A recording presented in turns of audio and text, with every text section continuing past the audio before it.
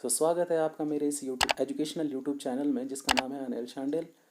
जिस टॉपिक के बारे में आज हम बात करेंगे उसका नाम है शेयर, जो कि आपके पास क्लास 12th अकाउंट्स की बुक में चैप्टर नंबर 6 है। जो मेरे आपको पढ़ाने का तरीका रहेगा वो बायलैंग्वेज रहेगा, हिंदी और इंग्लिश दोनों में रहेगा, ताकि आपको समझने में आसानी हो। तो शुरू करते हैं बिना किसी देरी से। तो सबसे पहले बात करते हैं शेयर्स के बारे में, that what is share.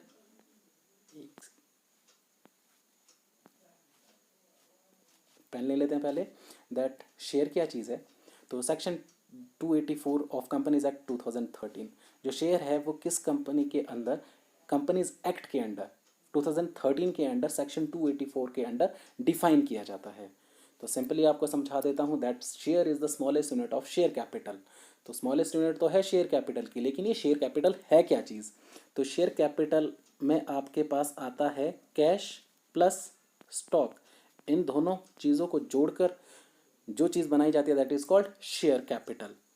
Share capital होता है जिसमें कैश प्लस स्टॉक दोनों लिए जाते हैं, और जो शेयर होता है वो स्मॉलेस्ट यूनिट होती है शेयर कैपिटल की।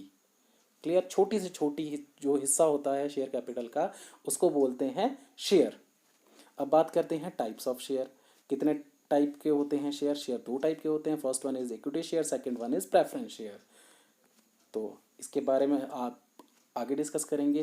दैट सबसे पहले बात करते हैं प्रेफरेंस शेयर के बारे में। प्रेफरेंस शेयर क्या होता है। तो प्रेफरेंस शेयर से आपको जैसे क्लियर हो रहा है कि इसको ज़्यादा प्रेफर किया जाता है, क्योंकि इसका नाम ही प्रेफरेंस शेयर है तो ज़्यादा प्रेफर किया जाता होगा। तो सबसे पहले बात करते हैं राइट्स के बारे में। इसके पास ना कुछ प्रेफरेंशियल्स राइट्स होते हैं जो इक्विटी शेयर होल्डर के पास नहीं होते। तो इसके पास कौन कौन से राइट होते हैं उसके बारे में बात करते हैं। तो सबसे पहले तो बात करते हैं, इसको डिविडेंड रिसीव करने का हक होता है। सिंपली तौर पर इसको डिविडेंड रिसीव करने का हक है, लेकिन किससे पहले, इक्विटी शेयर होल्डर से पहले।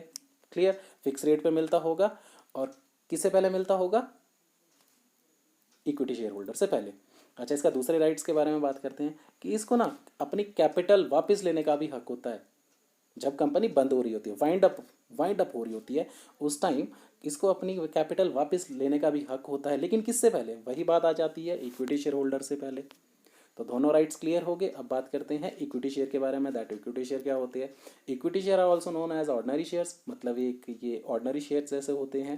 तो इसके पास भी दो राइट्स होते हैं, जिसमें कि सबसे पहले आता है वोटिंग राइट्स। लेकिन इसके पास वो राइट्स नहीं होते जो किसके पास होते हैं, प्रेफरेंस शेयर के पास होते हैं। वो राइट्स इसके पास नहीं होते, लेकिन इसके पास अपने दो राइट्स होते हैं, जिसमें कि सबसे पहले आता है वोटिंग राइट्स। इसके पास वोटिंग राइट्स होता है जो कि ये कंपनी की मीटिंग्स में यूज़ करता है। और इसके पास जो दूसरा राइट्स होता है वो होता है पार्टिसिपेशन इन मैनेजमेंट, कि ये मैनेजमेंट में भी, जो मैनेजमेंट होती है कंपनी की, उसमें पार्टिसिपेट कर सकता है। ऐसा नहीं है कि इसको ये जो डिविडेंड है इसको रिसीव करने का हक नहीं है, लेकिन इसको हक है इसका रिसीव करने का। बट कब, जब कंपनी को प्रॉफिट हो रहा हो तभी इसको ये डिविडेंड रिसीव करने का हक है, अदरवाइज इसको ये नहीं दिया जाता। अच्छा, इसको इंटरेस्ट ऑन कैपिटल भी रिसीव नहीं किया जाता। जैसे आपको लग गया होगा पता कि इक्विटी शेयर क्या होते हैं, प्रेफरेंस शेयर क्या होते हैं। तो आगे चल के बात करते हैं। कंपनी जो है ना वो दो टाइप की कैपिटल को रिजर्व रखती है, जिसमें कि सबसे पहले नाम आता है रिजर्व कैपिटल का। तो सबसे पहले बात करते हैं, it is a part of increase capital end portion of uncalled share capital of unlimited company which can be called up only in case of a finding up of a company. अच्छा, reserve capital को simply तरीके में बता देता हूँ कि जब company शुरू होती है, जैसे उसकी ऑथोराइज कैपिटल है जो कि कंपनीज एक्ट 2013 के अंडर, सपोज करो आपके पास 2 लाख डिसाइड की गई है, तो इसमें से वो कुछ हिस्सा, कुछ पार्ट, कंपनी की क्या है ये ऑथोराइज कैपिटल है, इसमें से कुछ पार्ट जब वो, जैसे सपोज दैट 50,000 अगर ये रख लेता है अपने पास रिजर्व के तौर पर, उसको बोलते हैं रिजर्व कैपिटल। कोई डाउट? ओके, अगर आपको डाउट होगा तो आप कमेंट में लिख देना, मैं आपको उसको एक्सप्लेन कर दूंगा। अच्छा, इसके बाद आती है दूसरी, जिसको कैपिटल को ये रिजर्व तौर पर रखता है, उसका नाम है capital reserve. It is a capital profit not available for distribution as dividend. अच्छा, कैपिटल रिजर्व क्या होता है, ये एक ऐसा प्रॉफिट होता है हमारे पास जो डिस्ट्रीब्यूट नहीं किया जाता डिविडेंड के तौर पर। जैसे सपोज दैट आपके पास अगर आपको 50,000 का प्रॉफिट हो गया है, सपोज दैट अगर आपने इसमें से कुछ रिजर्व बनाना है, तो सपोज दैट आपने 10,000 का रिजर्व बना दिया, 10,000 का रिजर्व जब आप बना लेते हैं तो ये प्रॉफिट का कुछ हिस्सा होता है जब आप इसको रिजर्व के तौर पर रख लेते हैं। जैसे सेटलमेंट ऑफ लॉसेस को क्लियर करने के लिए अगर आप इसको रिजर्व के तौर पर रख लेते हैं तो आप इसमें से, जैसे आपको कंपनी को लॉस हो गया तो आप इसको उसमें से निकाल सकते हैं अपने लॉस को फुलफिल करने के लिए। तो दोनों रिजर्व आपके पास क्लियर हो चुके हैं। अब बात करते हैं शेयर को इशू करने के तरीके से। तो issue of share can be issued in 2 ways. First one is for cash and second one is for consideration other cash. पहले तो आपके पास जो शेयर इशू किए जाते हैं वो किए जाते हैं कैश के थ्रू, मतलब कैश में इशू कर दिया। सेकंड कंसिडरेशन अदर कैश, लेकिन जो सेकंड आपके पास ऑप्शन है उसमें दिया गया है कि ये कैश में नहीं किए जाएंगे, consideration other than cash. Other than cash का मतलब है कि सिक्योरिटीज़ में कर दिए, स्टॉक में कर दिए, किसी भी चीज़ में कर दो तो उसको बोलते हैं consideration other than cash. Okay, आगे चलते हैं। फिर बात करते हैं term of issue of share. तो इसकी टर्म भी होती है जिसको इस बेस पे हम लोग इसको इशू कर सकते हैं। तो इधर लिखा है that share can be issued in 2 ways. First one is issue of shares at par and second is issue at premium. अब ये प्रीमियम, पार, डिस्काउंट क्या है इसके बारे में बात कर लेते हैं। सबसे पहले बात करते हैं पार के बारे में। इधर दिया है फॉर कैश के अंडर 3 टाइप चलते हैं, at par, at premium, at discount. तो पार में बात कर लेते हैं। जैसे सपोज दैट आपका अगर शेयर 100 रुपये का है और अगर आपने वो 100 रुपये में ही बेच दिया, दैट इज कॉल्ड पार। कि 100 रुपये की चीज़ थी, 100 रुपये में बेच दी। फेस वैल्यू, फेस वैल्यू होती है ये जितने का आपके पास शेयर होता है। फिर बात करते हैं प्रीमियम की।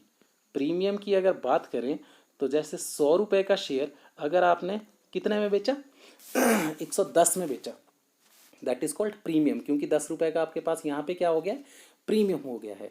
अब बात करते हैं डिस्काउंट के बारे में कि डिस्काउंट क्या होता है। वही बात, आपके पास शेयर की फेस वैल्यू कितनी है 100, अगर बाय चांस आपने कितने में सेल कर दिया उसको 90 में, उसको बोलते हैं डिस्काउंट। तो आपको क्लियर हो गया है पार, प्रीमियम, डिस्काउंट कि किस तरह से terms of issue of share आप शेयर को इशू कर सकते हैं। पार फेस वैल्यू का फेस वैल्यू पे ही बिक गया, that is called no discount no profit, उसको बोलते हैं पार। सेकंड प्रॉफिट प्रीमियम, 100 रुपये की चीज़ शेयर्स आपने जब 110 में बेचे दैट इज कॉल्ड प्रीमियम। वही डिस्काउंट जब आपने 100 के शेयर्स 90 में बेचे दैट इज कॉल्ड प्रीमियम। अब आगे चलते हैं। अच्छा, इसकी कुछ जर्नल एंट्रीज होती हैं हमारे पास। शेयर की कुछ जर्नल एंट्री होती है at the time of issue of share at par. Par का मतलब वही चीज़ 100 का जब 100 में बेचा, उस टाइम हमारे पास जो जर्नल एंट्रीज होती है उसके बारे में बात कर लेते हैं। शेयर को हम लोग 3 टाइप से इशू कर सकते हैं, जिसमें पहले पास एप्लीकेशन आती है, फिर हमारे पास अलॉटमेंट आती है, फिर हमारे पास कॉल्स आती है। अच्छा, एप्लीकेशन के टाइम पे 2 एंट्री होती है, जिसका जो एंट्री आपके पास यहाँ पे शो हो रही है, bank account debited to share application account. Narration में आपको बता देता हूँ, being application money received. Receive मतलब आप एप्लीकेशन मनी, जितनी भी आप एप्लीकेशन दे रहे हो वो आपको क्या हो रही है, रिसीव हो रही है, इसलिए आपने बैंक अकाउंट डेबिट में रखा है। तो फर्स्ट एंट्री है bank account debited to share application account, clear. Application में ही दूसरी एंट्री होती है जो एंट्री है share application account debited to share capital account. इसमें क्या कर रहे हैं आप, जो आपके पास एप्लीकेशन का अमाउंट है उसको किस में डाल रहे हैं, कैपिटल में डाल रहे हैं। तो सेकंड एंट्री भी क्लियर होगी कि share application account debited to share capital account.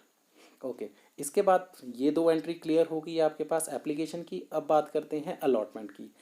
तो अलॉटमेंट टाइम पे फर्स्ट एंट्री होती है share allotment account debited to share allotment account. Sorry, यहाँ पे कुछ गलत दिया हुआ है तो इसको करेक्ट कर लेते हैं। तो ये एंट्री होती है आपके पास share allotment account debited to share capital account. अच्छा, ये एंट्री होगी share allotment account debited to share capital account. तो नरेशन बन जाएगी आपकी बीइंग अलॉटमेंट मनी ड्यू। इस टाइम आप ड्यू कर रहे हैं, रिसीव नहीं कर रहे हैं, ड्यू कर रहे हैं। तो अब रिसीव की एंट्री आपके पास यहाँ होगी bank account debited to share allotment account. Bank आपको पता है जब आप रिसीव कर रहे हैं तो बैंक अकाउंट कहाँ रहेगा, डेबिट में रहेगा। तो bank account to share allotment account, ये आपके पास सेकेंड एंट्री होगी किसकी, अलॉटमेंट की। एप्लीकेशन की कितनी एंट्रियाँ, 2, और अलॉटमेंट की 2। अब बात करते हैं कॉल्स की। कॉल्स में भी आपके पास 2 एंट्रियाँ होगी, जिसमें कि फर्स्ट एंट्री होगी share call account debited to share capital account. तो ये भी आपके पास जो एंट्री होगी वो ड्यू की होगी। नरेशन आपकी बनेगी being share calls account due, जिसकी सेकेंड एंट्री होगी वो आपके पास होगी bank account debited to share calls account. Narration आपके पास बनेगी बीइंग कॉल्स मनी रिसीव्ड, जैसे कि आपके पास दो एंट्रियाँ ये होगी, दो आपके पास अलॉटमेंट की होगी और दो आपके पास एप्लीकेशन की होगी। सिंपली दो एप्लीकेशन, दो अलॉटमेंट और दो आपके पास किसकी होगी, कॉल्स की होगी। तो सिंपली आपने देख लेना, समझ लेना। और इसके बाद हम बात करेंगे issue of share at premium. तो प्रीमियम के बारे में बात करेंगे। It is issue of share eight more than face value. More than face value, जैसे आपको मैंने बताया था 100 रुपये की चीज़ को जब आप कितने में बेचोगे, 120 या 110 में, दैट इज़ प्रीमियम। तो इसमें भी आपके पास कुछ एंट्री होगी। और एक चीज़ याद रखना, प्रीमियम जो आपके पास होगा, premium always always credit at the time of issue. जब आप कर रहे होते शेयर को, उस टाइम ये कहाँ होता है, क्रेडिट साइड होता है। चलो बात करते हैं, जैसे एप्लीकेशन के लिए आगे आपकी पहले entry bank account to share application account. Simply आपके पास पता है कि ये ओरिजिनल एंट्री होगी, इसमें कोई चेंज नहीं होगा। बट इन केस अगर आपके पास प्रीमियम किस में दिया हो, एप्लीकेशन में दिया हो, तो एंट्री आपके पास जो होगी वो होगी share application account debited share to share capital account to security premium account. जैसे आपने देखा कि यहाँ पे जो प्रीमियम है वो आपके पास आया है क्रेडिट साइड। मैंने बोला था आपको premium always credit at the time of issue of share. अब बात करते हैं अलॉटमेंट के टाइम पे। तो अलॉटमेंट के टाइम पे ये आ जाएगी ड्यू के टाइम पे प्रीमियम की entry, share allotment account debited to share allotment account. ये गलत एंट्री दी है यहाँ पे, इसको ठीक कर लेते हैं। यहाँ पे शेयर कैपिटल आएगा, ये आपका यहाँ पे आएगा कैपिटल आपका। तो share allotment account debited to share capital account to security premium, यहाँ पे भी आपके पास ये प्रीमियम क्रेडिट में आ गया। अब बात करते हैं इसकी रिसीव की एंट्री। तो रिसीव की entry same as it is, जैसे पहले थी एट पार पे वैसी ही रहेगी। फिर बात करते हैं कॉल्स की। तो कॉल्स में फर्स्ट एंट्री ड्यू के टाइम पे कैसी हो जाएगी, share calls account debit to share capital account to security premium. जैसे कि आपने देखा premium always credit at the time of issue, issue के टाइम पे कहाँ है, क्रेडिट में है। ओके, और रिसीव की एंट्री आपके पास सिंपली वैसी रह जाएगी जैसे आपके पास एट पार पे थी। ओके, इसके बाद हम बात करेंगे इसके कुछ न्यूमेरिकल्स के बारे में। तो अगर आपको वीडियो अच्छी लगी हो तो लाइक, शेयर एंड सब्सक्राइब ज़रूर करना चैनल को। और नेक्स्ट आपके पास जो नई वीडियो होगी वो आपकी इसकी न्यूमेरिकल के ऊपर होगी कि इसको जो इसका न्यूमेरिकल है वो किस तरह से किया जाता है। तो next video, stay tuned. Thank you.